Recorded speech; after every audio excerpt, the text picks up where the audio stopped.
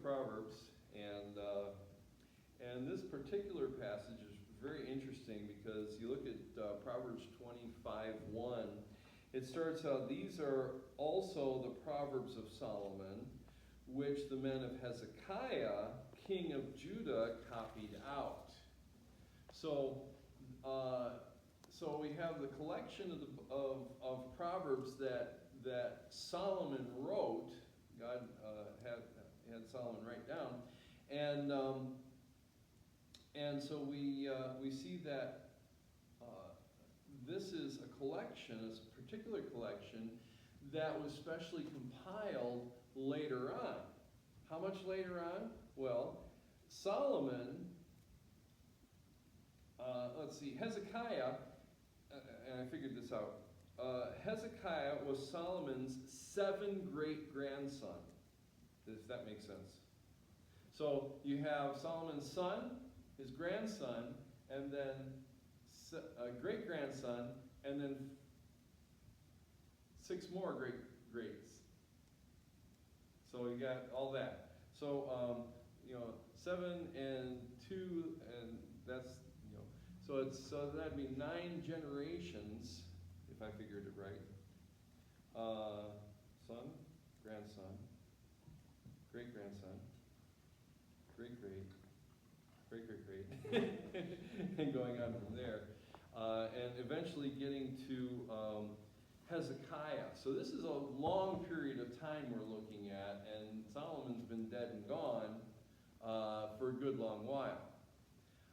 But Hezekiah, probably one of the most godly men to be the king of Israel, and probably even more so than King David. David, he had the heart for God, and he was the shepherd and that type of thing. But he really had his problems. and obviously everyone has problems, but some of us make extra work for God to forgive our sins and stuff like that. It's like and Solomon, boy, he wasn't necessarily the most godly king, and everyone's always looking at Solomon and saying, "Oh, what a great king! He was young when he took over the kingdom." And he didn't feel confident in being a good leader of the kingdom, and so he prayed and asked God for wisdom. But the wisdom that he asked for was specifically wisdom to lead the people. He didn't necessarily ask for godliness, if I can put it that way. And it's very obvious with the way he lived his life. You figure David, he went and he had one wife and then another wife and then killed someone and had a wife there and this, that, and the other. And so he had several wives. David had several wives, and Solomon, he exceeded that by 1,000, where he made leagues, made agreements, peace treaties with the various kings around the area. This is wisdom. This is earthly wisdom. This is wisdom on how to lead the people, how to lead his country, and that's all he asked for. He didn't ask for a close walk with God. He didn't ask for wisdom in staying godly. We hold him up as, oh, Solomon was so wonderful and he asked for wisdom. Yeah, okay, but it was worldly wisdom. It was leadership wisdom. It was understanding how to discern. And certainly, I mean, God used him to write down all of these proverbs, the book of wisdom, and then Ecclesiastes, and then Song of Solomon, all these wonderful things. He was musical like his father David. So was Hezekiah. And so Hezekiah, probably one of the best kings of Israel.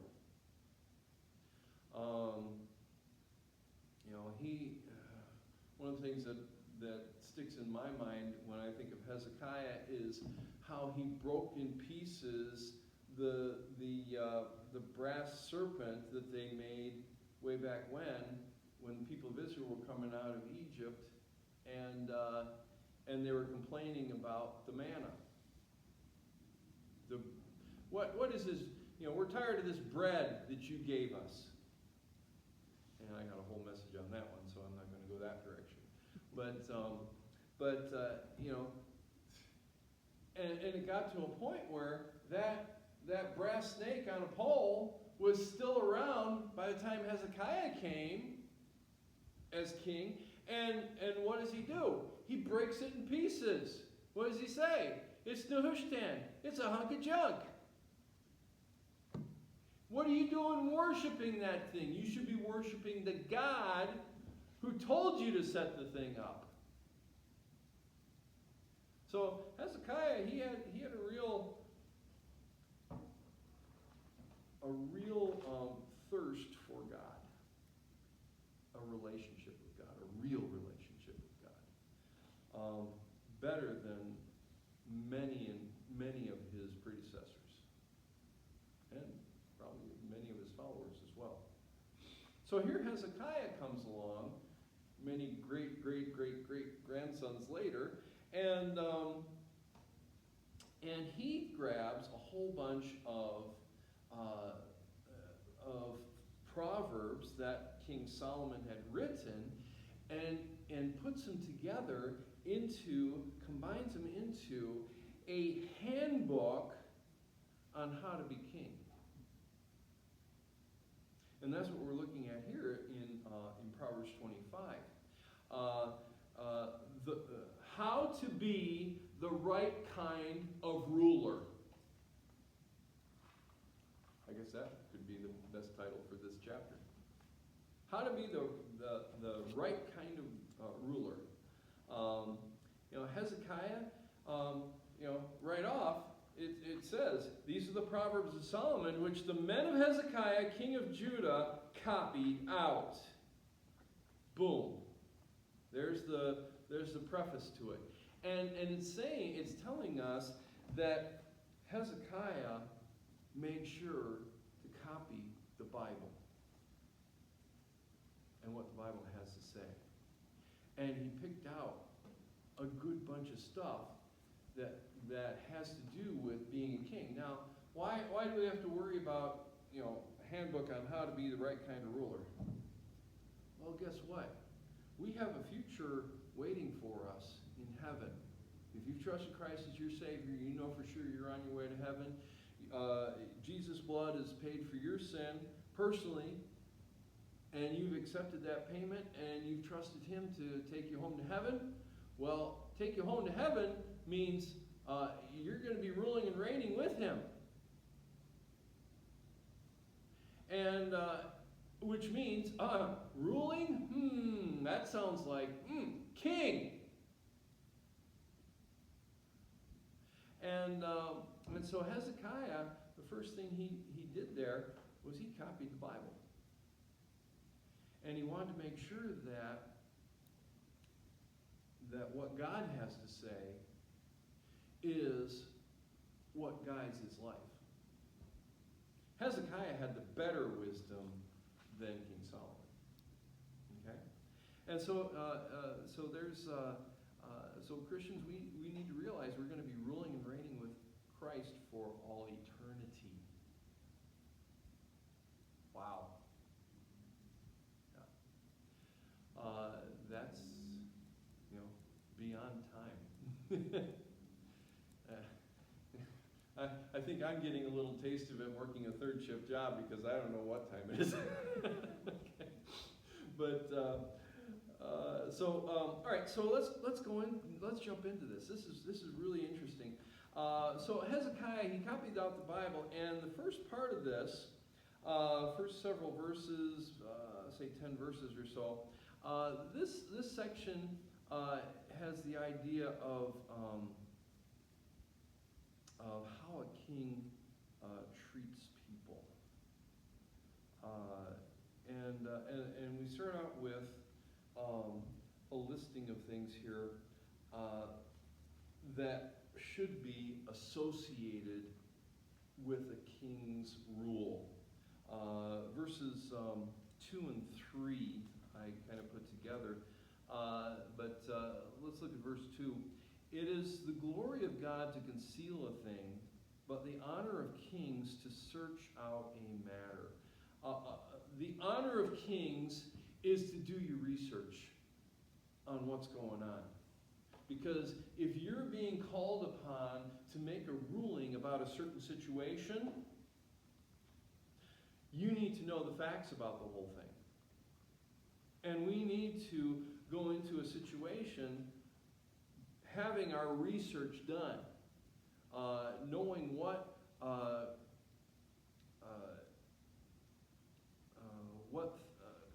knowing how to, well, one thing, how to keep secrets.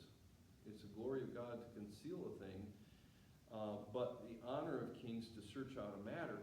So yeah, we need to realize, hey, there are things that are supposed to stay hidden, and there are things that are supposed to come out. And we need to learn the difference between the two and how to do that. Making sure that if it's time to conceal the matter, let's keep that under wraps. Put the top secret seal on there and seal it up and put it away. But when it comes to searching out a matter, well, let's find out what's going on here and make sure that things are right and proper. This would be the searching out a matter. That would be one of the part of what Solomon had asked for in his wisdom that he asked for.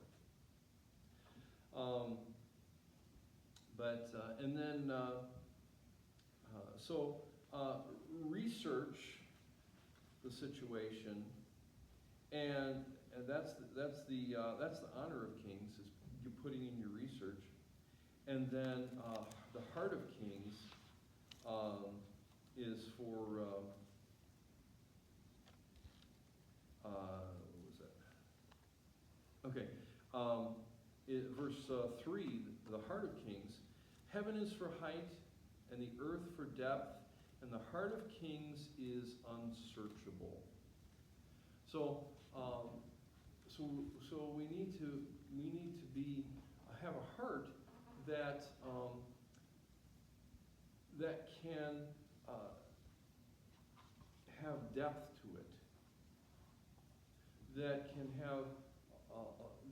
hold a lot of secrets, that can hold a lot of truths, that can learn what we need to know from God, and to be able to use that or not use it, depending on the situation.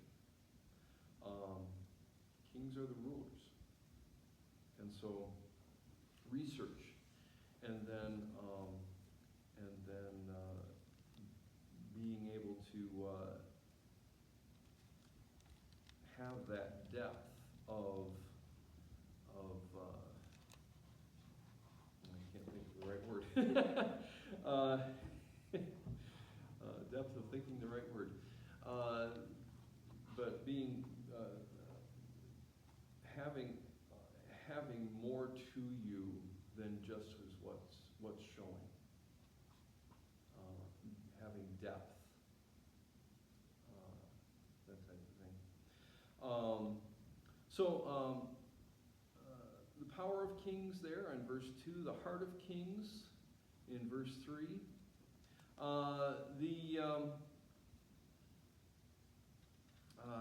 Verse 4 goes on, it says, take away the dross from the silver, and there shall come forth a vessel for the finer. Take away the wicked from before the king, and his throne shall be established in righteousness. So we have the heart of kings, the honor of kings, the heart of kings, the throne of kings. we want to take out the impurities from the silver. And just like that, we need to take out the impurities from our ruling and reigning.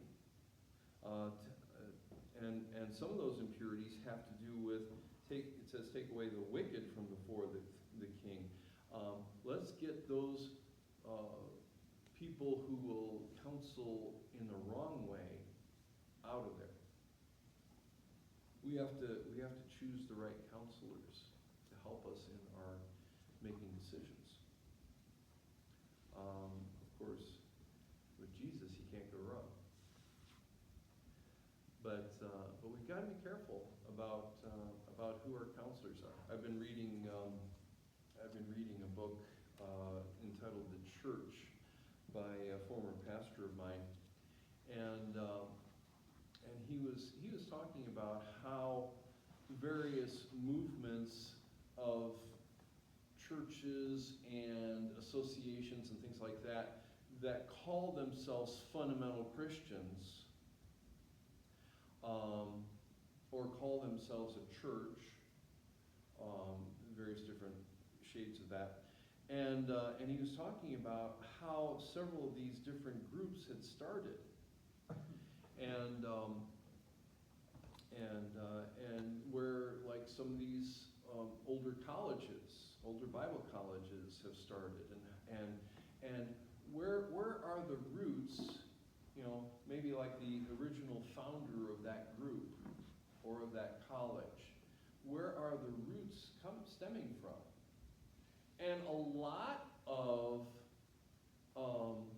of these groups that will call themselves fundamental, some of them have roots that go all the way back to the Catholic Church and the Protestant churches.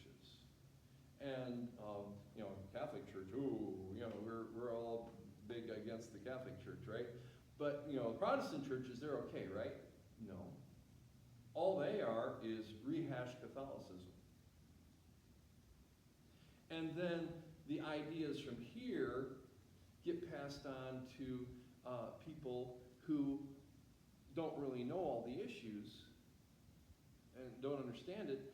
And they're Christians and all this. They call themselves Christians. Well, just because they call themselves Christians doesn't mean they are. And so the okay people, that got out of, you got the Roman Catholics and you got the Protestants, and you come out here to the okay people, and they're going, well, we can accept them. But they go on, and then the Catholic Protestant influence comes in and starts tainting whatever they're starting. And it gets away from, what does the Bible say? That's the real fundamental. They come up with their own Bibles a lot of times. They'll come up with all kinds of stuff. And it's not back down to what do the scriptures have to say. And so we need to take away, verse 5, take away the wicked from before the king. His throne shall be established in righteousness. That word righteousness is basically, anyone who God calls righteous, that means you're saved. And so the word righteousness, the word righteous in the Old Testament is the equivalent of the New Testament word saved. See? So we need to make sure to get those wrong influences out of there and learn to realize, okay, wait a minute, where are we getting our doctrine from? Who is teaching us the teachings? And make sure that we have the right teachings and be established, as verse 5 says, in righteousness. Verse 3 continues on with the perception of the king. Put not forth thyself in the presence of the king, and stand not in the place of great men. For better is it that that be said unto thee, Come up hither, than that thou shouldest be lower in the presence of the prince, whom thine eyes be put lower, I should say, in the presence of the prince whom thine eyes have seen. Go not forth hastily to strive, lest thou know not what to do in the end thereof, and when thy neighbor hath put thee to shame. And then debate thy cause with thy neighbor thyself, and discover not a secret to another, lest he that heareth it put thee to shame, and thine infamy turn not away. So the perception of the king recognized I'm having trouble here reading, excuse me. Recognizes servant, let's see. Okay, so the king will recognize each servant in his own time, is the idea. And we're not to be jumping in line and say, oh, me, I got something to say. And so the king is the one who decides who is promoted and who is listened to and that type of thing. Again. All right, so there's the idea of the king and how he is treating people. There's also, it goes on to the discipline of kings. And this will be pretty much the rest of the chapter here. I'll try getting through this as fast as I can. But discipline of kings. Everything in its own time and place. Verse 11. A word fitly spoken is like apples of gold in pictures of silver.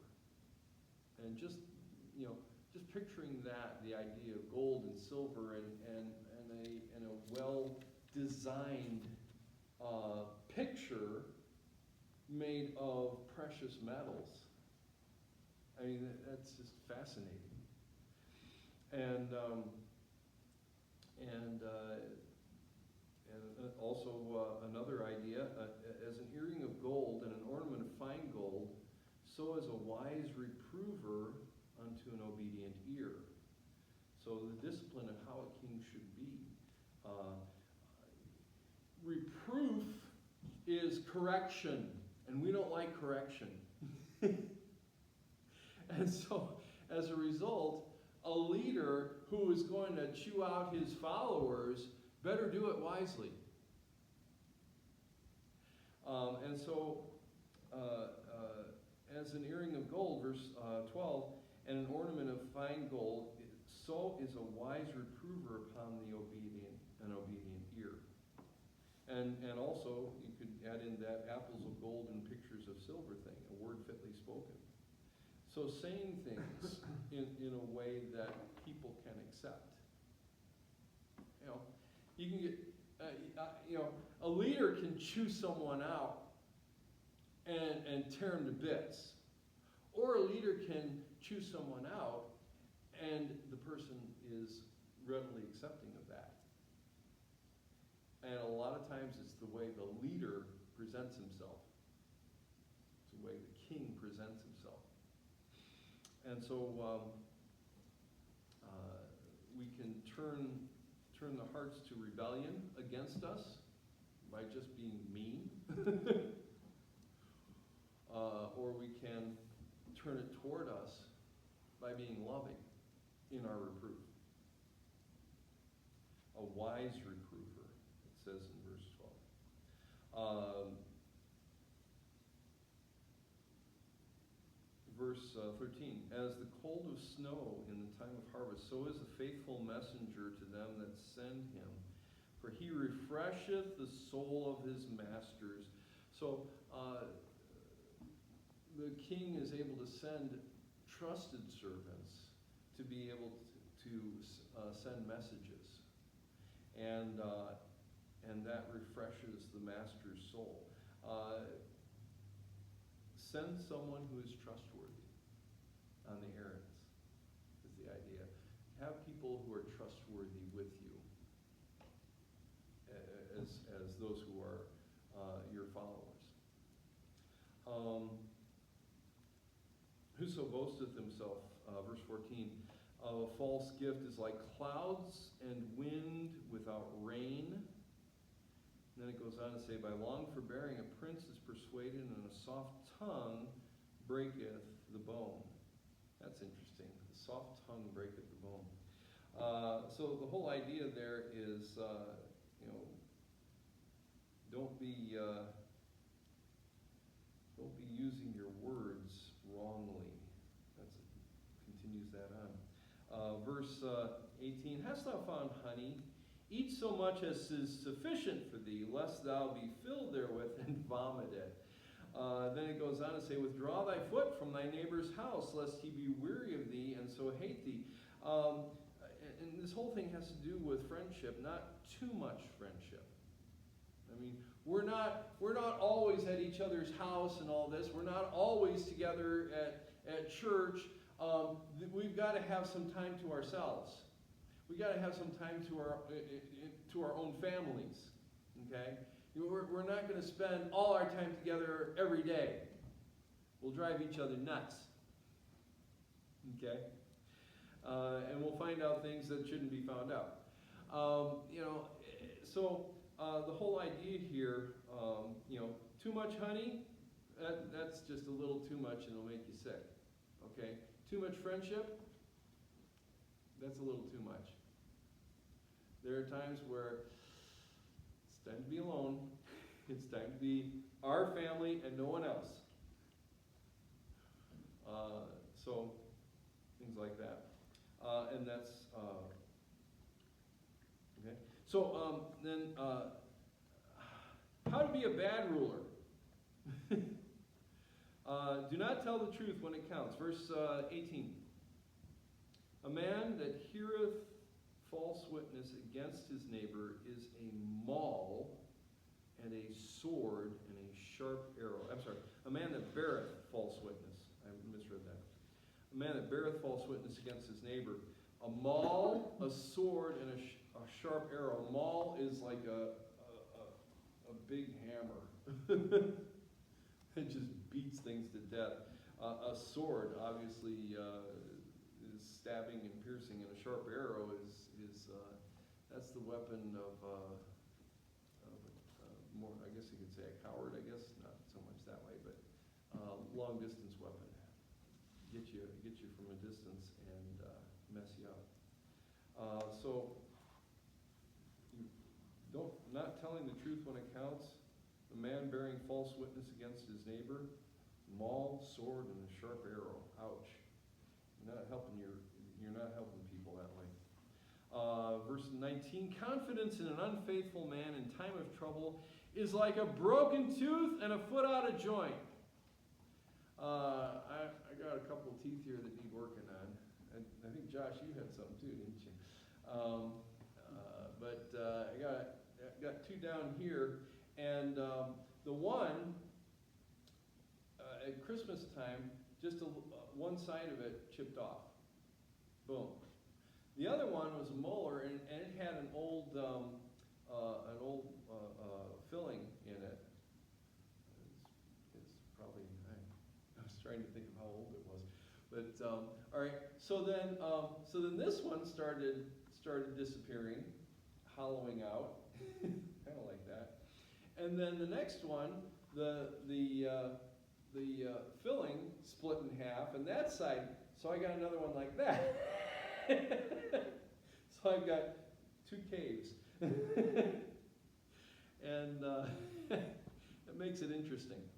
And a broken tooth and a foot out of joint. And there have been times where I've been at work and stuff like that, and moving the heavy stuff, and something or another gets in the wrong way, in the ankle and that. It's like, oh, and I'm limping all over the place. And so this one is really, talking to me here. But the idea here is trusting someone who is untrustworthy. It really hurts. Confidence in an unfaithful man in time of trouble. I'm in a hard spot and I need you to help me. Well, I'm unfaithful, so sure, I'll help you. Not really. Broken tooth and a foot out of joint. Verse 20 goes on. As he that taketh away a garment in cold weather, and as vinegar upon nitre, so is he that singeth songs to a heavy heart. So someone who is in mourning, and this guy is coming along, and hey, let's be happy, sing songs. He's taking away the snow jacket in wintertime. He's as vinegar upon nitre. That's an interesting word. I had to look that one up. That's baking soda. Mix baking soda with vinegar, and what happens? Boom! So you got stuff that doesn't go together, and stealing a coat in winter, trying to cheer the mourner. Well, let's turn that around. What's verse 21 say? If thine enemy be hungry, give him bread to eat, and if he be thirsty, give him water to drink. For thou shalt heap coals of fire upon his head, and the Lord shall reward thee. That's an interesting phrase. Heap coals upon his head. That sounds like it's mean, but what it is coals of fire. It was more of a hospitality type of thing where I have heat and warmth, and your fire went out tonight, and so I am going to give you a container full of coals of fire. And the way that a lot of people carried things was on their head, if it was weighty. And so you put enough padding on there, put that container full of fire, and carry it back home, and that way you're able to have warmth in the house when you lost it. Heaping coals of fire, that's hospitality. That's being helpful. That's giving warmth to someone who's cold, literally. And heaping it on their heads, that you got enough to keep it going and to start a good fire. It's not good in a situation where, back then, obviously they didn't have electricity and all that. They couldn't just turn the switch on the wall and the house warms up. Nope, they had to start a fire, keep warm, especially at nighttime. Give to people's needs is the idea. If thine enemy be hungry, give him bread. If he be thirsty, give him water to drink. Heap those coals of fire on their head. The Lord shall reward thee. The north wind driveth away rain. So doth an angry countenance a backbiting tongue. Someone who's telling stories about you behind your back that the stories aren't true. An angry countenance looking at that person is going to turn that away, because when they realize that they've wronged you, there's that angry countenance that shows. And if they're wise, they will learn. But again, this is the way the king should be treating his people. So the angry countenance for the person who backstabs him. As cold waters to a thirsty soul, so is good news from a far country. Be refreshing. Oh, I think that's... No, yeah, I missed one. 24. It is better to dwell in the corner of a housetop than with a brawling woman in a wide house. Choose wisely. And I think I did a pretty good job. Okay. So, yeah. Cold waters to a thirsty soul. Good news from a far country. Be refreshing. As a righteous man falling down before the wicked is as a righteous man falling down before the wicked is as a troubled fountain and a corrupt spring, bad water.